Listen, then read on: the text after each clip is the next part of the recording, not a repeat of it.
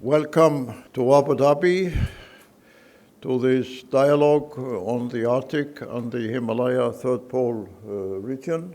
This forum was initially intended to take place 3 years ago, after we signed an agreement with the then Minister of Climate of the United Arab government. But then COVID delayed the process, so here we are finally as a part of the 2023 Abu Dhabi Sustainability Week, leading up to COP28, which will take place in the United Arab Emirates towards the end of the year. So in that context, I believe this forum has gained an additional significance as a prelude to the important COP dialogue, which the leadership of this country started 3 days ago, choosing Dr. Sultan Al-Jaber, who was one of the founding members of the Arctic Circle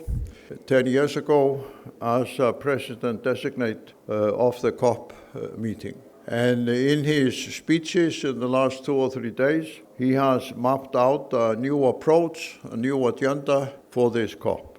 And to some extent, we can, in a simplified way, say that the climate crisis is all about ice. Because the glaciers are melting in Greenland, in Antarctica, in the Himalaya Third Pole countries, and because of the Arctic sea ice is disappearing, the climate is changing in a fundamental way. So, to put it simply, the most effective way to prevent the climate crisis is to stop the ice from melting. And the only way to stop the ice from melting is a comprehensive renewable energy transformation. When I first started working with the United Arab Emirates 15 years ago, Dr. Sultan Al-Jaber was a young CEO of Mazda, which at that time was simply a vision, but has now grown into the second largest renewable energy company in the world. So there is no better place in the world than to demonstrate the linkage between ice, clean energy, and climate than the UAE and especially Abu Dhabi. So it was in that spirit that the cooperation with Her Excellency, the Present Minister of Climate from the UAE, was started more than a year ago, leading up to our gathering here today. And we are especially honored to welcome so many distinguished participants from the Himalaya Third Pole countries, as well as from the Arctic states. And today and tomorrow, we will have a number of sessions on the different aspects of this challenge. But let me also mention that this journey has indeed been long. While I was president of Iceland, I was privileged to host a meeting of the Third Pole Environmental Program in my country, which was created by the preeminent Chinese scientist Yao Tadong and the leading American glaciologist Lonnie Thompson. And through that meeting, we have worked with the Chinese Academy of Sciences and the Tibetan Plateau Institute for a long time.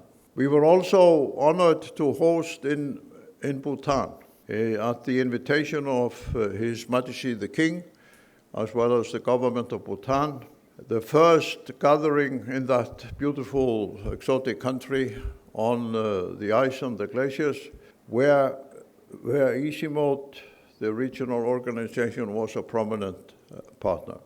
And following that, together with the Prime Minister of India, Manmohan Singh, and other leading members of the government, we organized a conference in Dehradun in India. And throughout this process, ICIMOD has been a great and solid partner in this effort. And we are very honored to have here today, following the opening speech by the two ministers from the UAE and Iceland, the Director General of ICIMOD, to report to us on the most recent cooperative effort. But what is clear is that all these gatherings and dialogue has now led to a new type of engagement between the Third Pole Himalayan countries.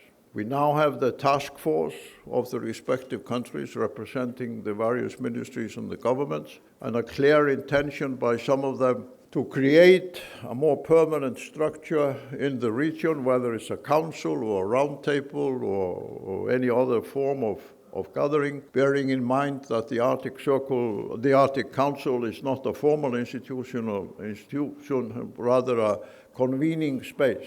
And we are very honored here today to have the former chair of the Arctic senior official, Ambassador Gunnarsson, when Iceland had the privilege 2 years ago to be the chair country of the Arctic Council. So we hope that in the coming hours and during these 2 days, we will have a constructive dialogue among all these high-level participants, which can then lead up to a further engagement in the COP process and hopefully help to facilitate among the countries in the regions a more permanent structure of cooperation and also engagement. And with that, I welcome you all and express my deep thanks to Her Excellency, the Minister, for all the cooperation with her personally, as well as